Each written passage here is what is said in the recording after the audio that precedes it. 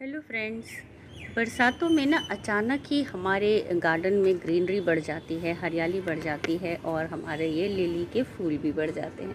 लेकिन बारिश के महीने में जैसे ही हमारे गार्डन में ग्रीनरी बढ़ती है, हरियाली बढ़ती है, वैसे ही बढ़ती हैं कुछ समस्याएं भी। तो आज जो है बरसात के महीने में अब दिल्ली में जो है लगातार 2 दिन से बारिश हो रही है और रुक ही नहीं रही है। तो बहुत भयंकर बारिश होने के बाद हमें अपने गार्डन में क्या काम करना चाहिए और कैसे अपने गार्डन में कुछ ज़रूरी काम करके आप बारिश में अपने प्लांट्स को हेल्दी कर सकते हैं, लेकिन अपने लिए प्रॉब्लम्स को नहीं बढ़ाएंगे।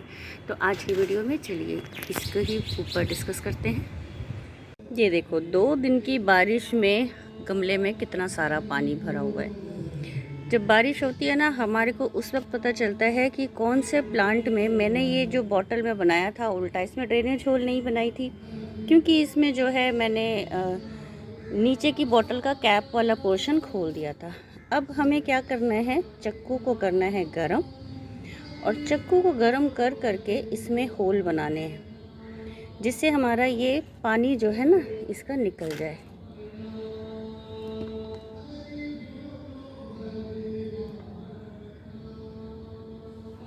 और इस तरीके से पीछे की साइड में मैंने जो छेद किए उससे ये देखो पानी एकदम से सारा बाहर निकल गया।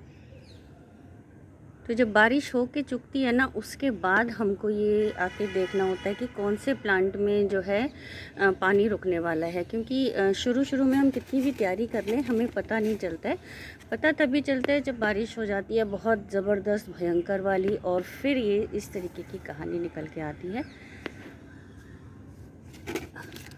बारिश के महीने में आप सबसे पहला जो हमें हमारा काम करना होता है गार्डन में, वो हमारे जो नीचे के फ्लोर पे जो गमले रखे होते हैं ना, उनको हटाना होता है। जैसे कि मैंने अपने ये फ्लोर के सारे गमले हटा दिए। 2 दिन से यहाँ लगातार बहुत भयंकर बारिश हो रही है, तो सफाई करने का तो मौका नहीं लगा, लेकिन गमले ज़रूर मैंने खाली कर दिए। तो बारिश का सबसे पहला काम यही है कि हमें हमारे फ्लोर बिल्कुल खाली कर देने हैं। ज़्यादातर आप कोशिश करें हैंगिंग्स में लगा दें प्लांट्स को, अगर कोशिश हो सकती है तो हैंगिंग में डाल दें, वरना नीचे से हटा के इनको स्टैंड पे रखें। इससे जो है पानी सीधे आपका नालियों में ड्रेन हो जाएगा, कहीं पे रुकेगा नहीं। और सीलन आने की जो समस्या होती है, जो हमेशा बरसातों में ज़्यादा होती है और हमारे प्लांट्स पे ही उनका इल्ज़ाम भी आता है ना, वो प्रॉब्लम सॉल्व हो जाएगी। कंपोस्ट बिन को कवर करना बारिश में सबसे ज़्यादा इम्पॉर्टेंट है। इसको आप ढक्कन से ढक के रखें या फिर पॉलीथीन से कवर करके रखें। कंपोस्ट बिन खुले में नहीं होना चाहिए, इसमें बारिश का पानी नहीं पड़ना चाहिए। सारा कंपोस्ट भी ख़राब हो जाएगा और सारे गार्डन में भी गंदगी फैल जाएगी। आज आपको अपने गार्डन के बैगन दिखाती हूँ। 5 बैगन एक साथ हो रहे हैं मेरे गमलों में।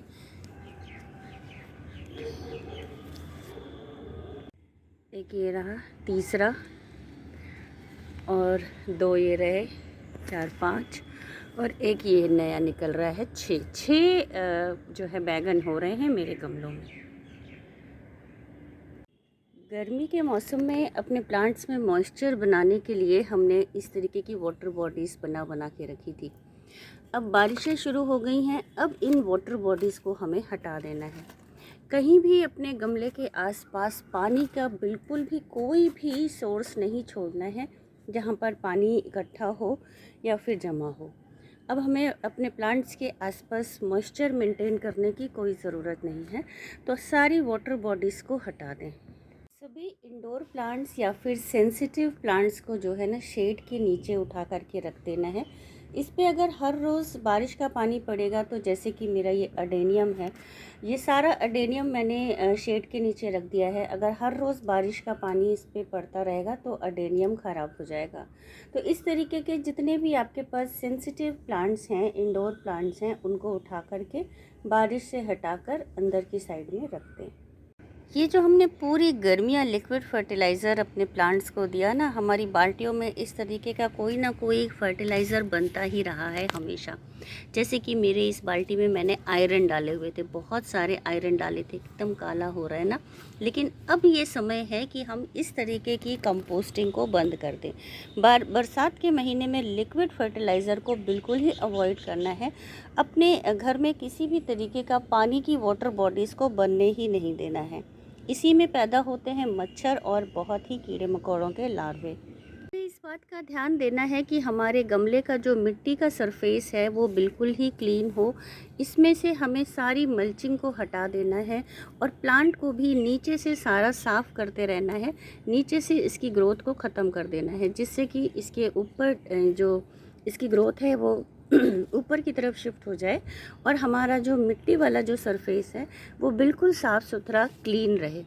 हमारी तुलसी जी, आप ये देखो कि मेरी ये छोटी सी बॉटल में तुलसी जी लगी हुई थी और इसमें से मैंने पिंच करी है ये मंजरी। तो तुलसी जी की मंजरियों को अगर आप अभी पिंच करते जाएंगे और इसकी ये बड़ी पत्तियों को हटा देंगे तो आपकी तुलसी छोटे पत्तों वाली हो जाएगी, क्योंकि ये मेरा नया प्लांट है और जब प्लांट नया नया बनता है तब उसके पत्ते बड़े निकलते हैं और जब हम इसकी पिंचिंग कर देते हैं, इनको हटा देते हैं, तो जो नई ग्रोथ होती है वो छोटे पत्तों की होती है। जितना ज़्यादा बारिश में आप अपने प्लांट की पिंचिंग करेंगे उतना ही ज़्यादा ये गोल मटोल और बहुत ही हेल्दी होगा। आप ये देखो कि मेरे बैगन में कैसे ये कीड़ा चल रहा है, देख रहे हो।